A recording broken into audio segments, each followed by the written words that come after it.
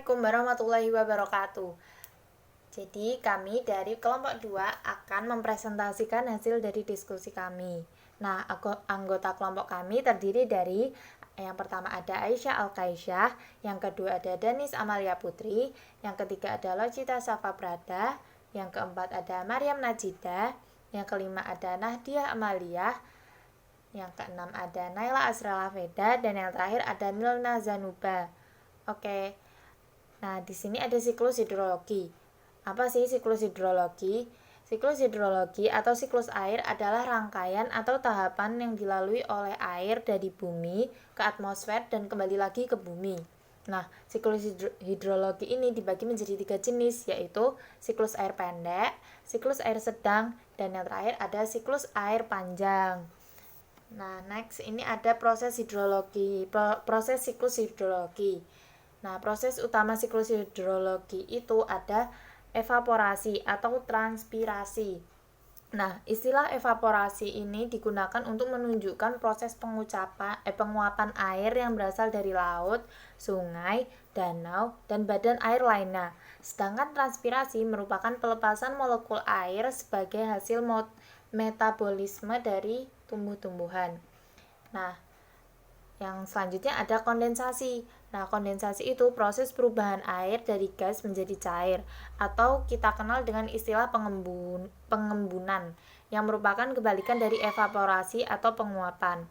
Nah, yang selanjutnya, yang terakhir ada presipitasi. Nah, presipitasi ini dapat terjadi karena adanya pendinginan dan penambahan uap air, sehingga air yang membentuk awan mencapai titik jenuh. Oke, next ada siklus air pendek. Apa sih siklus air pendek itu? Siklus air pendek diawali dari evaporasi air laut ke atmosfer. Pada ketinggian tertentu, uap air akan mengalami kondensasi yang akan membentuk awan. Awan yang tak mampu menahan beban air akan mengalami presipitasi dan terjadi hujan, sehingga air jatuh kembali ke laut. Nah, itu bisa dilihat dari contoh gambar di situ. Nah, oke, next ada siklus air sedang. Nah, siklus air sedang itu siklus sedang terjadi ketika air laut menguap. Yang membedakan adalah uap air akan terbawa oleh angin menuju daratan. Di ketinggian tertentu, uap air mengalami proses kondensasi menjadi awan. Awan kemudian menjadi hujan yang jatuh di daratan, meresap ke dalam tanah, sebagian akan diserap oleh akar tumbuhan. Sebagian lagi akan terbawa aliran air permukaan seperti sungai dan parit. Air akan melewati berbagai macam saluran-saluran air yang akan membawanya kembali berakhir ke laut. Oke, selanjutnya ada siklus air panjang. Siklus air panjang diawali dengan evaporasi dan kondensasi air laut.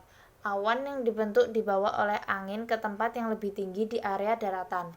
Awan yang terbentuk tadi bergabung dengan uap air yang berasal dari evaporasi danau dan sungai, sehingga transpirasi tumbuhan.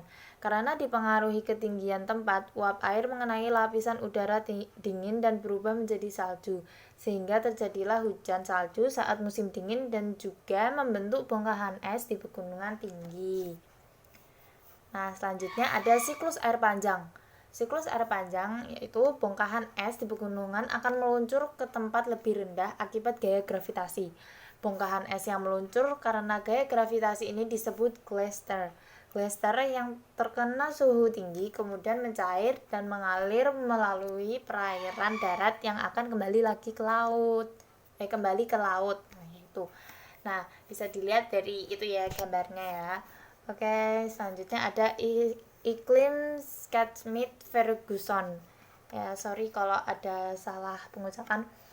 Ya, iklim Schmidt-Ferguson merupakan tipe iklim yang ditentukan berdasarkan siklus data pada curah hujan di suatu wilayah.